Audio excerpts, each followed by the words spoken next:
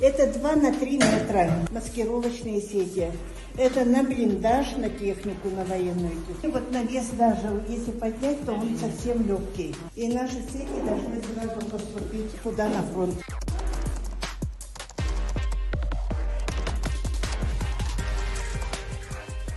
Обметка делается для того, чтобы вот это вот весь край был закрыт, чтобы никаких ни узелков, ничего не было видно, и чтобы не тянулось ни в какую сторону. Саму, чтобы сеть не было видно.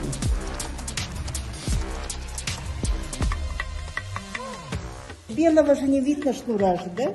А вот то, что неправильно, вот везде выделяется. Совсем редкая вот, дырка на дырке. И потом вот эти паучки должны быть просто почаще. Я углилась, меня не должно быть видно.